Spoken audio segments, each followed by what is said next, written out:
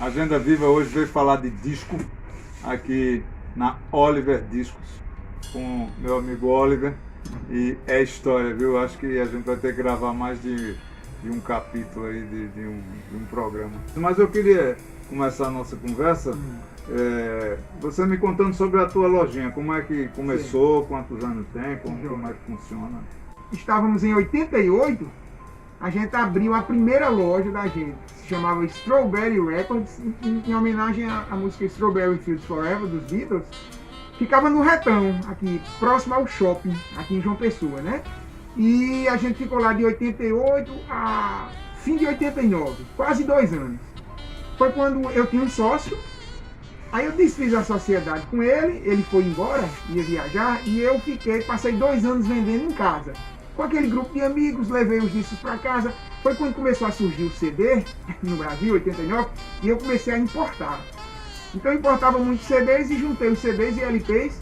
Em outubro de 91 eu abri efetivamente a Oliver Discos aqui próximo. A gente hoje está na Rua Carneiro, aqui bem próximo ao antigo Bradesco, na Rua Josias Lopes Braga. Lá ficamos 5 anos, por 5 anos, e lá quando abrimos a gente tinha um inventário de, me lembro como hoje, 89 CDs e uma faixa de 500 LPs. Era o início do CD.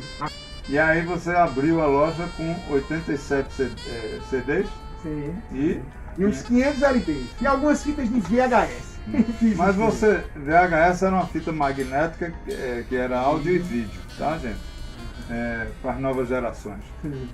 Você já tem a intenção de formatar assim, o perfil da loja ser esse de resgate, de acervo? Como é? A tua ideia era vender o novo e o velho e o antigo? Como era? Na verdade eu era bastante jovem. Eu abri a loja na época, eu tinha 18 anos. Então eu tinha umas ideias ainda um pouco ingênuas, eu posso dizer. Então quando eu abri a loja, eu vou ser bem sincero, eu era da parte do rock pesado e eu disse, eu vou abrir uma loja de rock pesado. Porém, em mais ou menos 6 meses eu notei que não comportaria João Pessoa ter uma loja só de rock pesado. Então, como eu gostava da música em geral, eu disse, não, eu vou ampliar os horizontes da loja sem cair na coisa assim mais comum. Eu quis sempre trabalhar com o fino da MPB, o fino da bossa nova, o fino do jazz, do blues, do rock, do metal, do punk, de tudo isso. A qualidade diferenciada, né? Exatamente. Assim, é um público especializado, né? Assim, direcionado, era a ideia inicial. Vamos falar de raridade? Pois não, vamos lá. Eu pedi a Oliver para separar alguma coisa mais interessante, mais importante da história da música, tanto brasileira como paraibana, como internacional. Senti que ele ficou meio nervoso na hora. Mas, não, fica à vontade, dou um tempo para você fazer isso, a produção. E aí ele nos trouxe aqui uma média de discos muito interessantes. Eu queria que você falasse sobre alguns desses discos.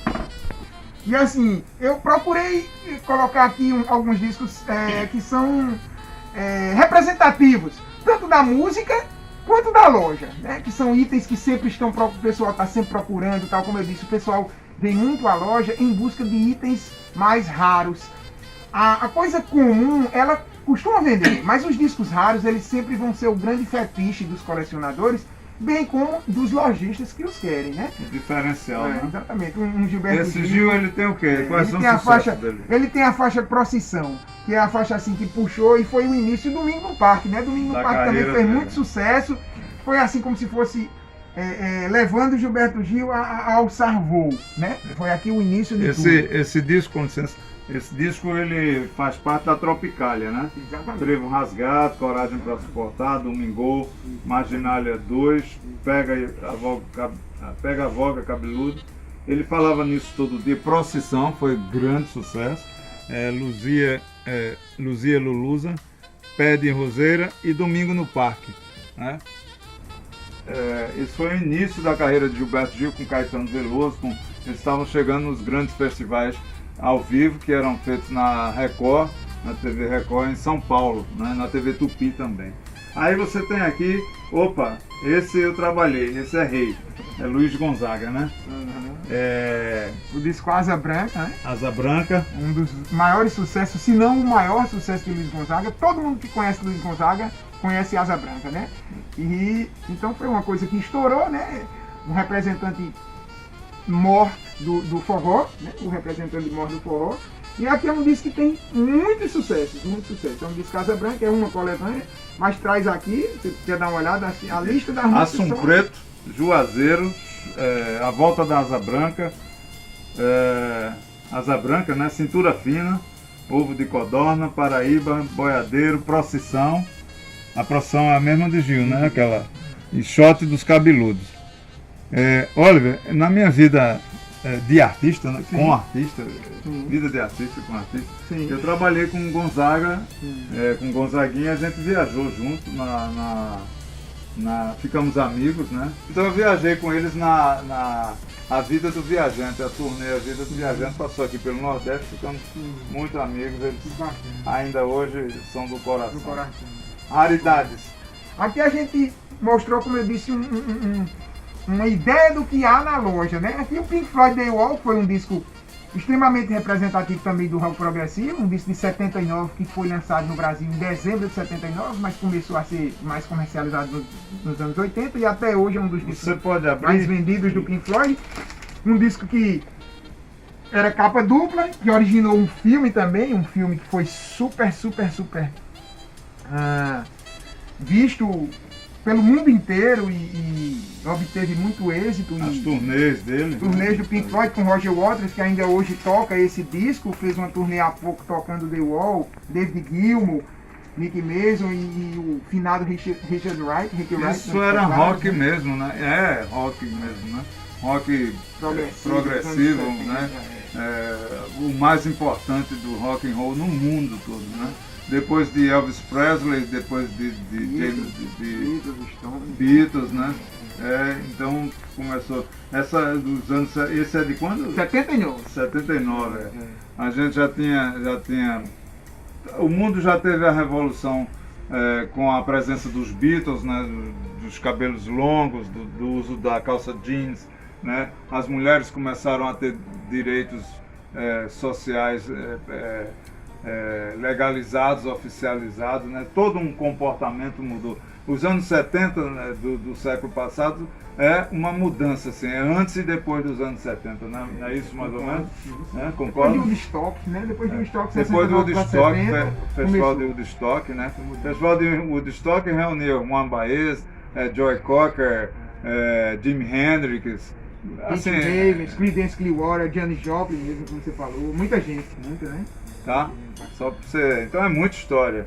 E aí nós temos aqui outro representante do rock nacional, ou de tudo, né? Porque o Mutantes fez tudo.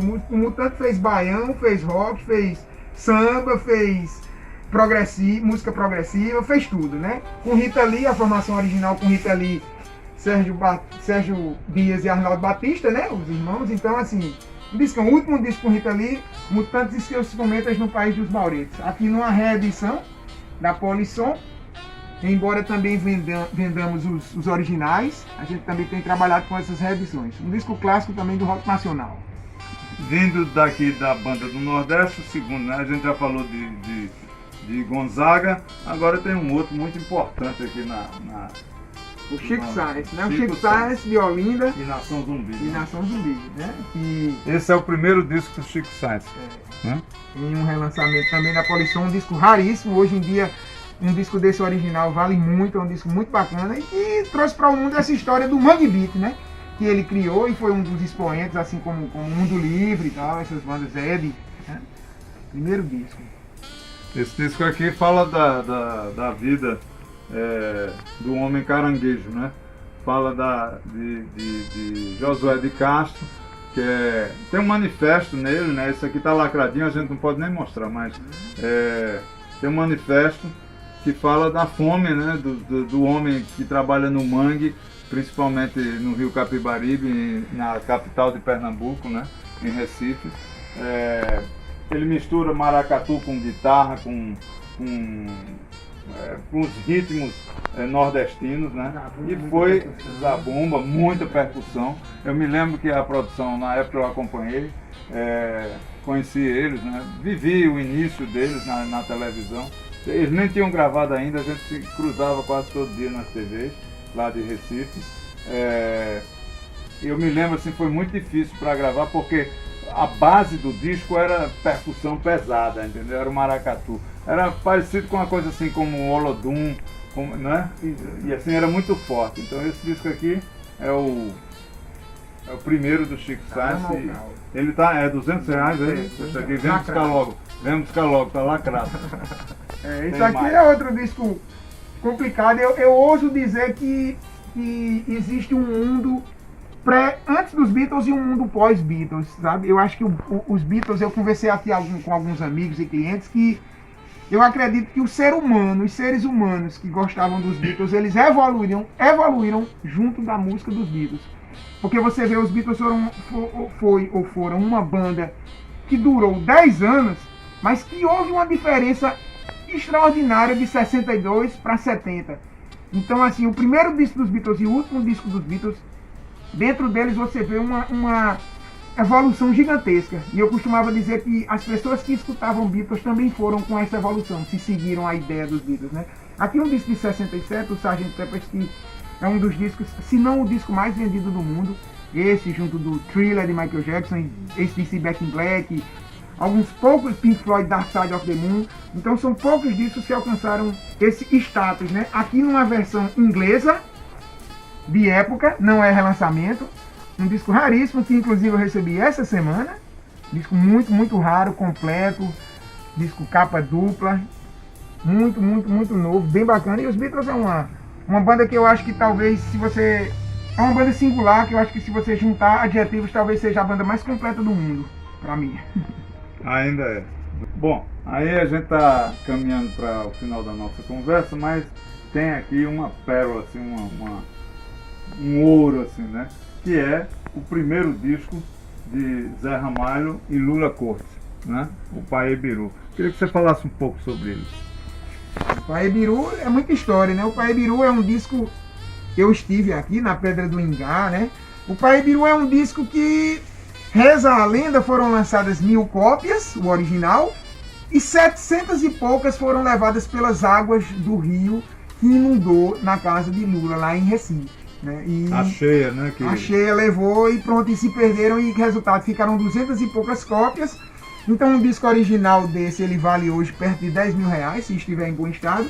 E a Polisson teve a brilhante ideia, assim como outras gravadoras do mundo, com as quais a gente também trabalha, a Bongo Records, gravadoras da Austrália, da Europa, dos Estados Unidos, estão relançando esses discos. E esse foi um achado, porque é um disco obrigatório para quem quer conhecer a música psicodélica que era feita nos anos 70 com o pessoal de Recife, inclusive, que também tem muito o que contar. E eu acho isso aqui, para você conhecer a obra inicial de Zé Ramalho, primordial. Além do que você falou, a extrema raridade que é um disco desse. Esse é um relançamento, como falei, da Polisson, lacrado, duplo, muito bacana. Esse disco ele é raro, tá? Esse aqui tá por 350, porque é o relançamento, né? Pela Polisson. É uma gravadora de São Paulo, né? É uma fábrica de São Paulo. Que está trabalhando essa questão do vinil. Eu queria que você me dissesse assim, como é que funciona a tua loja em termos de... Queria que você me falasse sobre... A gente, na loja, a gente costuma dizer que a gente vende e faz tudo que tem relação com áudio e vídeo. Nós temos, em termos de mídias, CDs, DVDs, LPs, Blu-rays, compactos, Laserdiscs, que é uma espécie de vídeo que ficou entre o VHS e o DVD. E então 12 polegadas, 7 polegadas, 10 polegadas, discos de acetato de 78 rotações, tudo isso a gente trabalha. Além de que, serviços, pendrives, transposições de VHS para DVDs, camisetas de bandas, de artistas de rock, de música popular, Tim Maia, tudo isso a gente abrange. Essa veia artística que ele tem, essa ligação, essa alma, esse espírito de música que ele tem, vem de professor Francilino, o pai dele, que é de Escópio, A gente manda um abraço. Qualquer dia ele vem aqui conversar com a gente, cara. Quero te agradecer pela abrir as portas, né, da Oliver e mostrar para João Pessoa, para o Brasil, para o mundo que a gente tem um acervo assim riquíssimo, né, um trabalho importantíssimo. Você trabalha com artistas paraibanos também, tem muita Temos coisa uma aqui, sessão só de artistas paraibanos, tanto de CD quanto de LP, muita coisa bacana. E eu não falei, mas é legal que se fale, no nosso acervo hoje a gente conta com uma faixa de 7.000 LPs e 15.000 CDs à venda. Só isso. Olha, obrigado, valeu. Joia, obrigado também.